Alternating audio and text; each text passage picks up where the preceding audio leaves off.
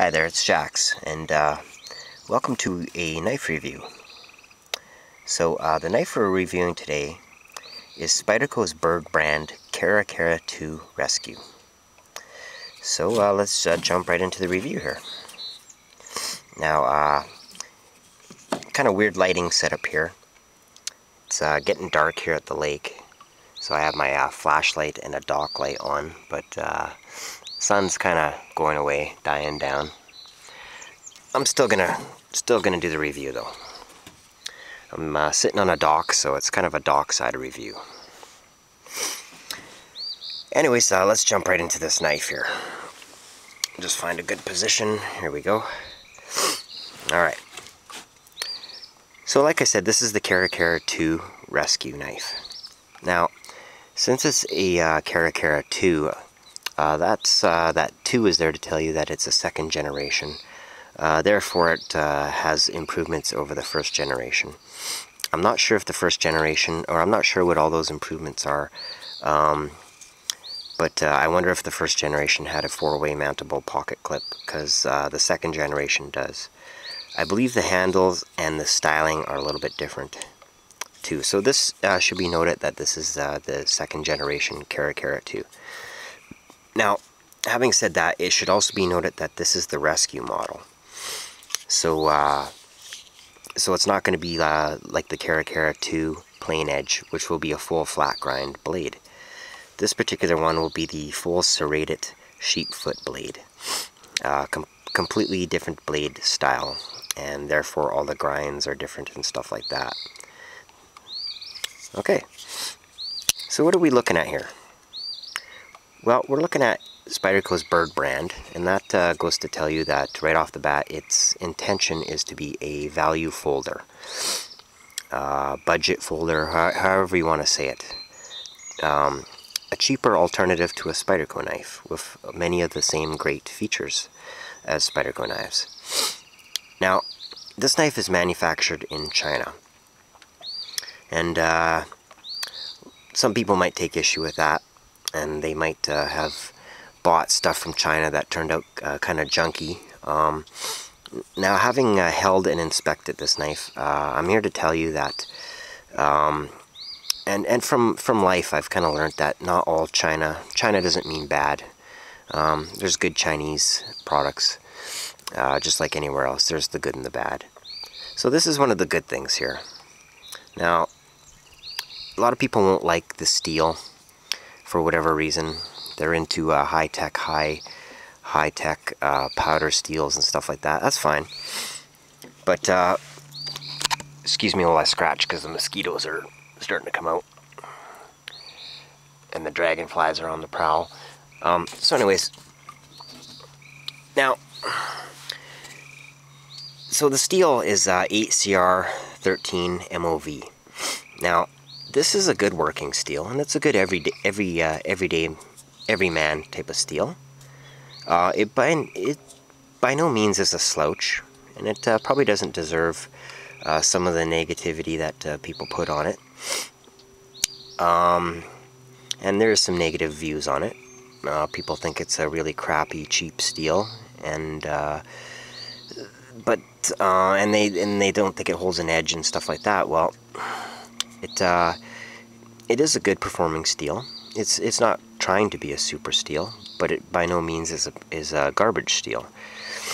It is relatively high carbon. It is a stainless steel, so it has 13% chromium. It has a bit of vanadium, I believe, just enough to refine grain structure. So it is a good steel. It's a lot like AUS 8A, which is a well-respected steel, and a lot of people really like AUS 8A. And since this is 8CR13 MOV from Spyderco, the heat treatment's probably good, and therefore it's probably an excellent value steel. You can't really ask for much more. $24 or something like that I paid for this knife in Canada at Warriors and Wonders in Vancouver, BC, British Columbia. So don't be turned off by the steel. It's not going to hold an edge like a super steel, but it's going to be easy to sharpen. It's going to take a fine edge. It's going to have decent corrosion resistance and for your EDC tasks, it's going to cut for a long time. Now, it's a serrated blade, and you're going to be able to cut stuff with serrations for a long time before it needs sharpening, just given the nature of serrations themselves being a saw-toothed type of thing. So this is a good choice for the blade steel is a good choice for this knife. Don't forget, don't be turned off, because it's a $24 knife, and you get a lot. There's a lot here to like for that amount of money.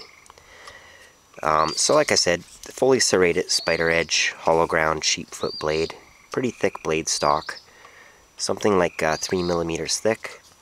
You got the opening hole, a huge opening hole, just like spyderco knives, but with a different shape here. Same function, same everything. I gotta admit, the quality on this knife is really pleasing. There's a few, it's not perfect, and if you want to nitpick, there's some things you can find, but those are little minor issues when you look at the big picture, because the important stuff is good. Blade centering's decent. Tolerances and tightness is pretty good. So it has a hefty, well-built feel, and by no means, if you didn't know this was manufactured in China, you would probably say it's a pretty stout, solid-feeling unit. It is a lockback, and it clicks in with some authority. You know, the blade, like a lot of spyderco steels, has this really attractive, beautiful satin finish. It is a beautiful blade. It looks really good. I got a bunch of fingerprints on it and stuff like that, but the knife came very sharp. I don't know if you know this, but you can shave with serrations. That's how sharp this thing came. And it is indeed that sharp. It's a cool looking knife, and it's a big knife. It is something like 8.5 inches long, so it's a big knife. Now, I'm really impressed with this knife because the FRN handles, for a lot of reasons, the FRN handles are really nice, super grippy with this bi-directional texture that is really aggressive. I mean, it's nice and grippy. We got jimping on the back here, on the FRN, and jimping on the thumb ramp and on the choil. Four-way mountable pocket clip, so you can do it tip up, tip down, left, right, carry.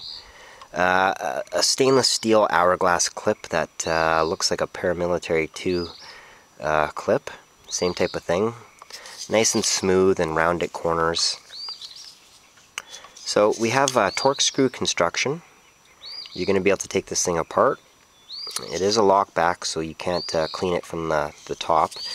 But you shouldn't have any problem fitting cloth or pipe cleaner in the slots to clean it out. Plus, it has torque screw construction, meaning you could take it apart and put it back together. Just note that spyderco says that voids the warranty if you disassemble the knife. So you should be able to clean it without disassembling the knife. But if you don't really care about the warranty, feel free. You could take the knife apart and polish the tang or do any kind of modifications. So, huge blade. Something like, I don't know the exact specs, but it's probably just under 4 inches with a cutting edge that's about 3.5, something like that. Great big handle. All sorts of swoops and shapes on the handle, therefore making it very comfortable. It is very comfortable in your hand. Feels really good, this knife. For the money, for the amount of money you pay, this is such an excellent value. It's got the finger choil there and the thumb ramp, both with jimping. Feels good. So you can hold it in this option. You could extend your get a little extension on your reach by holding it back here. And if you even want it to grab it back here, you could do that. So this is a rescue knife, therefore the serrations and the sheepfoot blade. So it doesn't have a point, so you're not poking potential people that you might be saving, whether they're trapped in a car and you got to reach in to cut a seatbelt that's near their neck. It won't stab them. That's why the sheepfoot blade is there. And the serrations are there because it makes short work of rope and webbing and seat belts and stuff like that. So yeah, big knife, good value, good looking, decent steel, super comfortable. It's something like 3.5 ounces, so it's not super heavyweight and it's not too light. It has a really nice substantial feeling to it. It does have full stainless steel liners, which have been, if I'm not mistaken, they've been inlaid into the FRN and skeletonized. So it does have full stainless liners. Phosphor bronze washers at the pivot. So you get nice little touches on this knife. I know I added this already, but this thing will slice paper. I don't know if you knew that. I didn't really know that serrations could slice paper cleanly like a plain edge knife could, but this one does. It shaved hair off my legs. It's really crazy sharp, and it is called the rescue knife, but you can use serrations for your everyday carry options. I mean, you could this knife you can pretty much do anything with. You could still carve wood with a serrated blade. You could still carve your food up. If you're eating a steak for dinner, here's a great knife. Cutting up watermelons, just your basic food preparation. Cutting vegetation in your garden, cutting rope. This thing would probably excel at cutting cardboard boxes at work. Stuff like that. So it really can handle most tasks, I would imagine. So it's just a little bit smaller than a Spyderco Military. Probably a little bit bigger than a Spyderco Paramilitary. And I forgot to bring other knives out for a direct comparison. Yeah. Sorry I dropped the camera there.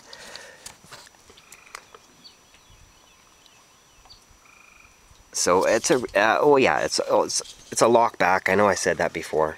It had no blade play. It feels really solid and well built. Nice pleasant click when you open it. Really solid, substantial feeling. So what else can I say about this knife? Probably carries a full limited warranty.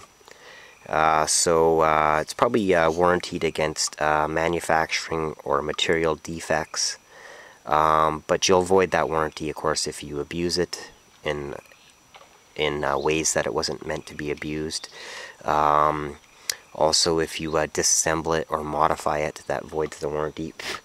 Also, if you stuff like if you wear the blade out by using it too much, that's not covered by a warranty. So there you have it.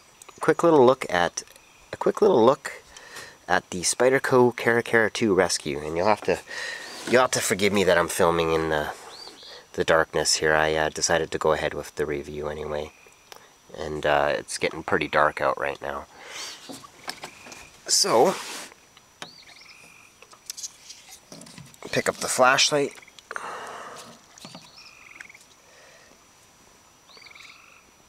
And show you the knife. Super comfortable, super high value, super neat knife. Okay, I'm just gonna stand up here. So that's the look at the Cara 2 Rescue. Thanks for joining me. We'll see you later.